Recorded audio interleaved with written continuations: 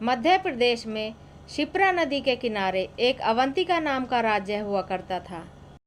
अवंतिका नगरी का नाम बदलकर बाद में उज्जैन नगरी कर दिया गया था, जहां पर राजा भर्तृहरि राज्य किया करते थे। एक दिन अचानक राजा भर्तृहरि के जीवन में एक ऐसी घटना घटी जिसके कारण राजा भर्तृहरि ने अपना सारा राजपाट छोड़कर संन्यास धारण कर लिया और गुरु गोरक्षनाथ जी की शरण में आकर गुरु दीक्षा ले ली और उनके चेले बनकर उन्हीं के साथ रहने लगे। यह बात उन दिनों की है जब माता पिता अपने बच्चों की शिक्षा दीक्षा कराने के लिए अपने बच्चों को किसी गुरु के सानिध्य में छोड़ा करते थे। उज्जैन के राजा चंद्रसेन के दो पुत्र थे।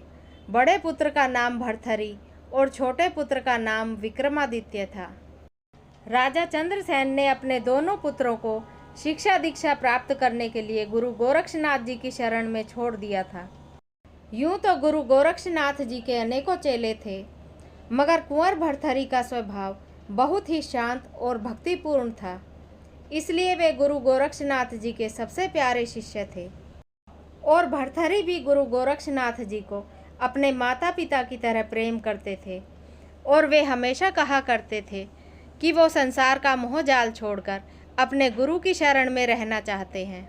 मगर नियमों के अनुसार जब दोनों भाइयों की शिक्षा दीक्षा खत्म हुई तो दोनों अपने माता पिता के पास अवंतिका नगरी को लौट गए।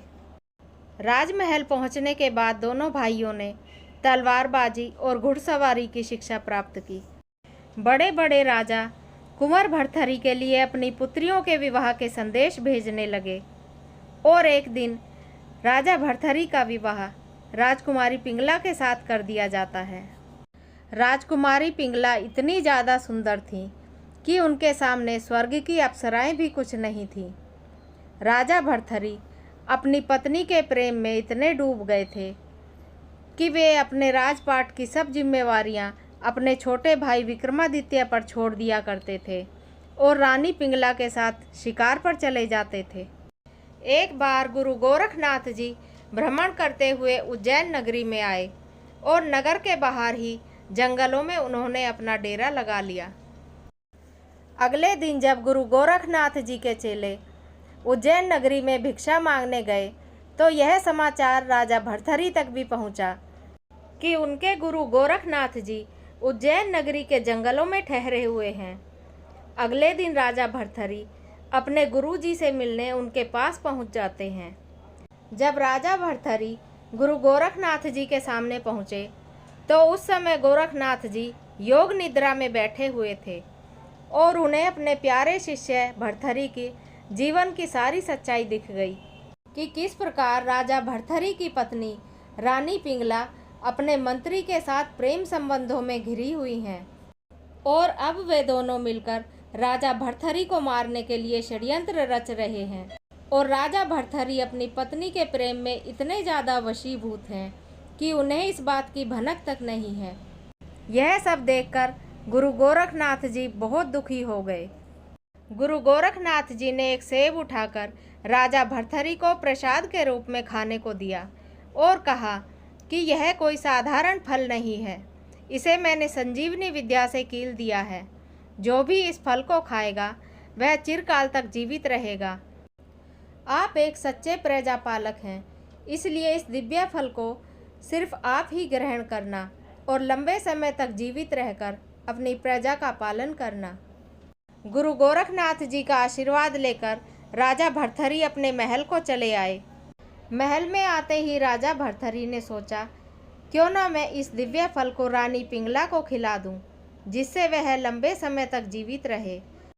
इतना सोचकर राजा भर्तृहरि ने गुरुदेव की कही हुई सारी बातें रानी पिंगला को बता दी और वह सेब भी रानी पिंगला को खाने के लिए दे दिया। रानी पिंगला भी अपने मंत्री समरसेन से बहुत प्रेम करती थी। उन्होंने भी उस सेब की सारी खूबियां मंत्री समरसेन को बता दी और वह सेब भी मंत्री समरसेन को खाने के लिए दे दिया। मंत्री समरसेन एक रंगीन मिजाज इंसान थे। वे अक्सर नाच गाना सुनने के लिए एक वेश्या के कोठे पर जाया करते थे। उन्होंने खुश होकर वह सेब उस वेश्या को दे दिया और कहा कि तुम चिरकाल तक जिंदा रहोगी तो ऐसे ही हम जैसे लोगों का मनोरंजन करती रहोगी।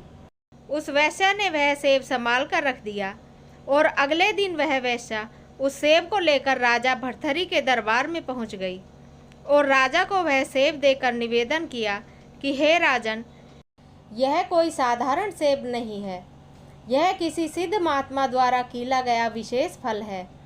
जो भी इसे खाएगा उस पर कोई संकट नहीं आएगा और वह लंबे समय तक जीवित रहेगा। मैं तो एक वेश्या हूँ, मैं इस विशेष फल को खाकर और लंबे समय तक जीकर क्या करूँगी। महाराज, आप प्रजा के रखवाले हैं, आप प्रजा के रक्षक हैं, यह दिव्य फल तो आप ही को खाना चाहिए, इसलिए मैं इसे लेकर आपके दरबार में आई हूँ। राजा भर्तृहरि अचंभे में डूबे हुए उस वेश्या की बातें सुनकर दंग रह गए। उन्होंने उस वेश्या से पूछा, मैं अवश्य ही इस दिव्य फल को खा लूँगा, मगर आप मुझे यह बताएं कि आपको यह फल दिया किसने है।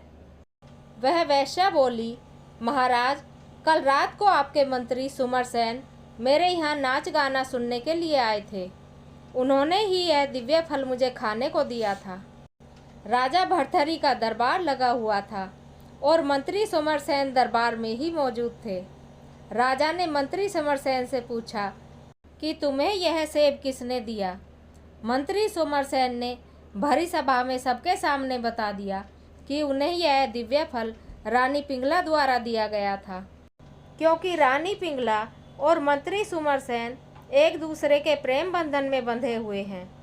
राजा भर्तृहरि ने तुरंत रानी पिंगला को दरबार में बुलाया और रानी पिंगला से पूछा कि उन्होंने राजा द्वारा दिए गए सेब का क्या किया था। रानी पिंगला के पास राजा भर्तृहरि की बातों का कोई जवाब नहीं था। रानी रोने लगी और राजा के पैरों में गिरकर क्षमा याचना करने लगी। राजा भर्तृहरि ने रानी पिंगला से कहा कि मैं तुम्हें इसके लिए कोई सजा नहीं दूंगा, क्योंकि प्रेम पर किसी का कोई वश नहीं चलता और प्रेम की परिभाषा मुझसे ज़्यादा और कौन जानेगा। राजा भर्तृहरि ने रानी पिंगला से कहा कि रानी, मैं तुम्हें अपने प्राणों से भी अधिक प्रेम करता था, इसलिए मेरे गुरुदेव का दिया हुआ वह फल मैंने तुम्हें खाने को दिया था। मैं राजा भर्तृहरि आज और इसी वक्त रानी पिंगला का त्याग करता हूँ। इतना कहकर राजा भर्तृहरि ने अपने छोटे भाई विक्रमादित्य को दरबार में बुलाया और अपना सारा राजपाट और राज सिंहासन सब अपने भाई विक्रमादित्य को सौंपकर अपने गुरु गोरखनाथ जी की शरण में चले गए और उसी दिन से उन्होंने संन्यास धारण कर लिया। आज भी गुरु गोरखनाथ जी के प्यारे शिष्य राजा भर्तृहरि का मंदिर राजस्थान जिले के अलवर शहर में स्थित है। मैं उम्मीद करती हूँ राजा भर्तृहरि के जीवन की यह सच्ची कहानी आपको अच्छी लगी होगी। अगर आप सब गुरु गोरखनाथ जी के और भी चमत्कारों की कहानियाँ सुनना चाहते हैं तो कमेंट करके ज़रूर बताएं और मेरे चैनल को सब्सक्राइब ज़रूर कर लें। धन्यवाद।